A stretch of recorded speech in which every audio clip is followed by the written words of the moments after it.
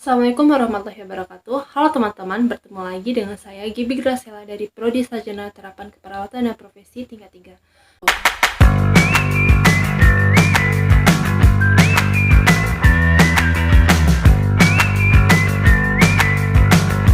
Baiklah, dalam video kali ini saya akan menyampaikan materi mengenai asuhan keperawatan pada anak dengan kebutuhan khusus penyalahgunaan nafza. Selamat menyaksikan.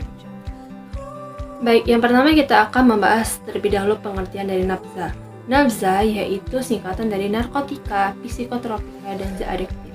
Narkoba atau nafza adalah zat atau bahan yang berbahaya yang mempengaruhi kondisi kejiwaan atau psikologi seseorang, baik dari pikiran, perilaku, maupun perasaan seseorang, di mana efek samping dari penggunaan obat ini adalah kecanduan atau menyebabkan tergantungan terhadap zat atau bahan lainnya.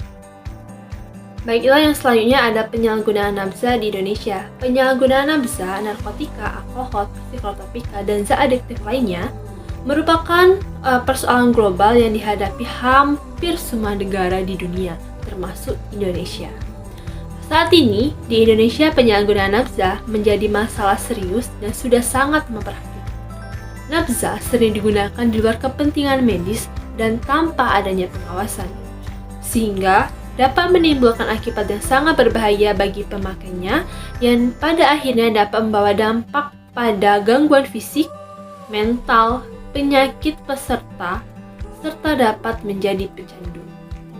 Nah, pencandu nafza dapat menyebabkan ketagihan. Walaupun sudah sembuh, mereka akan kembali menggunakan nafza dan memakainya terus berulang-ulang.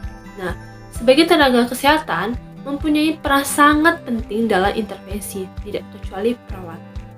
Perawat sebagai bagian dari tenaga kesehatan wajib melaksanakan fungsi dan perannya untuk meningkatkan derajat kesehatan masyarakat, termasuk rehabilitasi penanganan nafza.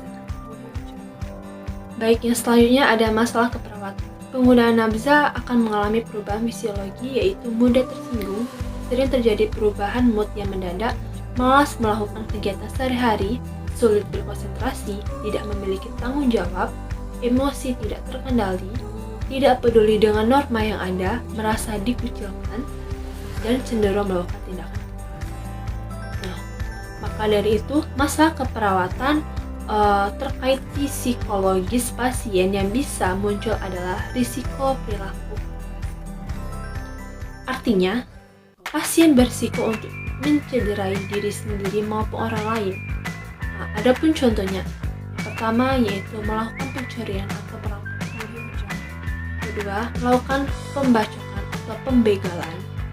Yang ketiga, melukai perasaan orang lain, baik dalam bentuk menghina, mengejek, memaki.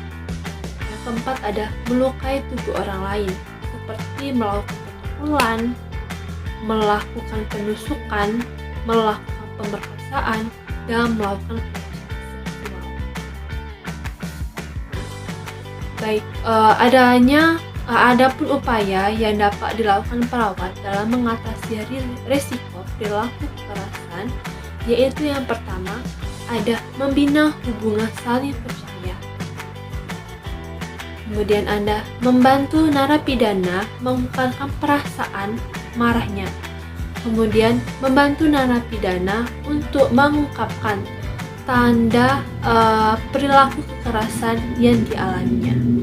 Kemudian mendiskusikan perilaku kekerasan yang sudah dilakukan dan minta narapidana untuk mengungkapkan perasaan setelah melakukan perilaku kekerasan.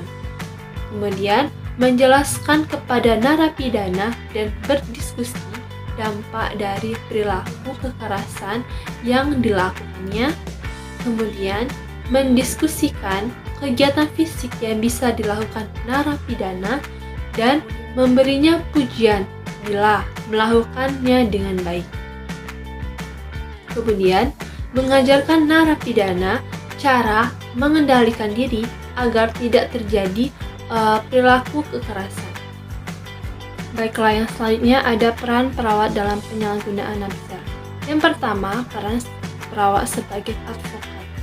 Perawat menjalankan peran penting ini dengan memastikan bahwa individu memperoleh perawatan yang diperlukan. Advokasi juga mempunyai arti tindakan menduli, berbicara atau bertindak untuk kepentingan pasien dengan dan perlindungan kesejahteraan. Perawat sebagai advokat diharapkan mampu untuk bertanggung jawab dalam membantu pasien dan menginterpretasikan informasi dari berbagai pemberian pelayanan yang diperlukan untuk mengambil perspektif. Yang kedua, ada peran perawat sebagai kolaborator.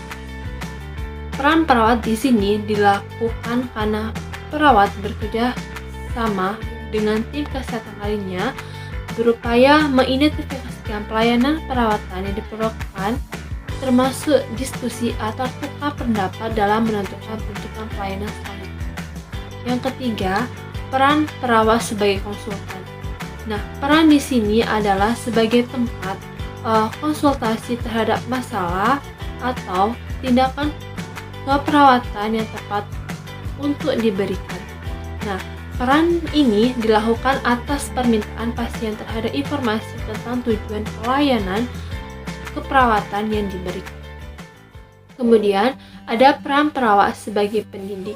Nah, perawat sebagai pendidik berupaya untuk memberikan pendidikan atau penyuluhan kesehatan kepada pasien dan dengan evaluasi yang dapat meningkatkan pembelajaran dan pengetahuan. Kemudian ada peran perawat sebagai seorang pemimpin. Perawat harus bekerja untuk memberi motivasi untuk mencapai tujuan yang penting bagi pasien. Kepemimpinan adalah daya dan peran perawat dapat menggunakan keterampilan mereka untuk mengarahkan daya tersebut untuk pengingatan bukan hanya pada kesehatan pasien mereka, tetapi juga pada fasilitas tempat mereka berdinas, komunitas, dan untuk seluruh sistem layanan kesehatan.